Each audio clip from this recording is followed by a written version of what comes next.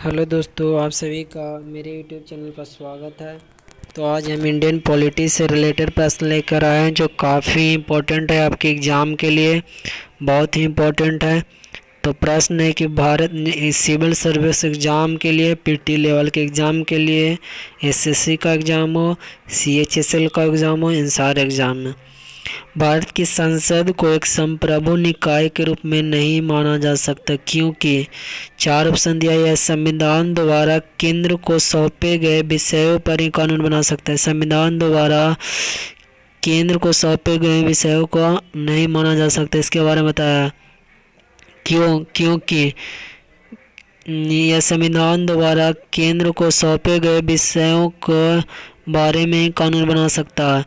अगला कैसे, संविधान द्वारा निर्धारित सीमाओं के भीतर काम करना है, सही। अगला है कि सर्वोच्च न्यायालय संसद द्वारा पारित कानून को असंवैधानिक घोषित कर सकता है यदि वह संविधान के प्रावधानों का उल्लंघन है। यानी ऊपर के सभी वाक्य सही है। जो क्या करा, भारत की संसद को संप्रभु निकाय के रूप में नहीं माना जा सकता, यानी इसका सही आंसर होगा ऑप्शन नंबर डी। अगले प्रश्न की तरफ चलते हैं। हमारा अगला प्रश्न है, भारत संसद के एक अधिनियम के द्वारा लक्षद्वीप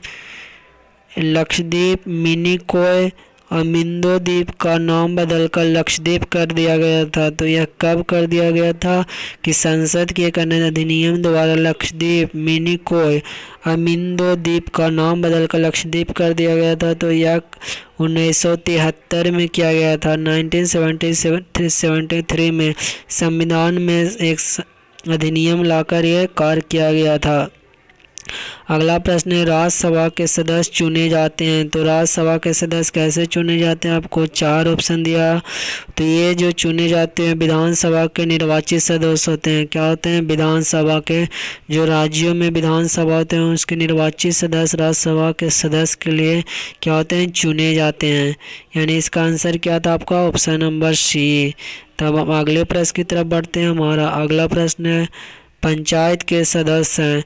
तो पंचायत के सदस्य के बारे में बताना है। तो ये क्या होते हैं, आपको चार ऑप्शन दिया है, उसमें से ढूंढना है। तो पंचायत के सदस्य होते हैं संबंधित प्रादेशिक निर्वाचन क्षेत्र के निर्वाचन मंडल। क्या होते हैं, संबंधित प्रादेशिक निर्वाचन क्षेत्र के निर्वाचक मंडल। यानी इसका सही आंसर होगा ऑप्शन नंबर बी। तो हम अगले प्रश्न की तरफ चलते हैं। हमारा अगला प्रश्न है, चुनाव याचिका को तय करने की शक्ति निहित होती है। तो किसके अधीन होती है, तो चुनाव याचिका को तय करने की शक्ति निहित होती है उच्च न्यायालय के पास। किसके पास, उच्च न्यायालय के पास। तो हम अगले प्रश्न की तरफ चलते हैं। अगला प्रश्न हमारा वर्तमान लोकसभा है। तो कौन सी वर्तमान लोकसभा है, आपको ये बताना है। तो जो प्रेजेंट टाइम आपको वर्तमान लोकसभा के बारे में बताना है। तो यह 17वीं लोकसभा। कौन है, 17वीं लोकसभा, ऑप्शन नंबर डी। तब हम अगले प्रश्न की तरफ बढ़ते हैं। हमारा अगला प्रश्न, भारत की संसद अपशिष्ट शक्तियों का प्रयोग कर सकती है। तो आपको चार ऑप्शन दिया है। तो अपशिष्ट शक्तियों का प्रयोग कब कर सकती है, तो हर समय कर सकती है, ऑल एट टाइम्स, सभी हर समय।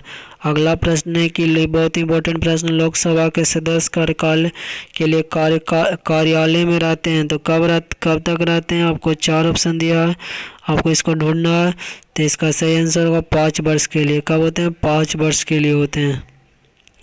तो अब हम अगले प्रश्न की तरफ बढ़ते हैं। हमारा अगला प्रश्न है, संसद कई तरह से मंत्रियों की परिषद वास्तविक कार्यकारिणी पर नियंत्रण रखती है। निम्नलिखित में से किसे गलत तरीके से कार्यकारी पर नियंत्रण की एक विधि के रूप में सूचीबद्ध किया गया है।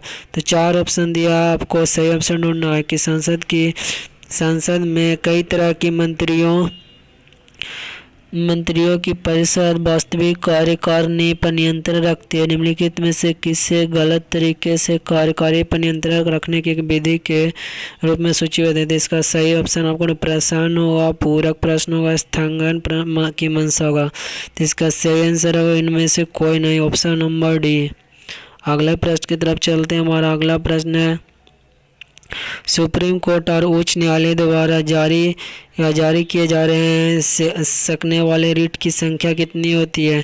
आपको ये संख्या बताना है। इसका सही आंसर होगा ऑप्शन नंबर सी, 5 होती है। संख्या में कितनी होती है? 5 होती है। तो ये था आज का हमारा इम्पोर्टेंट इंडियन पॉलिटी से रिलेटेड प्रश्न। वीडियो अच्छा लगा तो चैनल को सब्सक्राइब कर लें।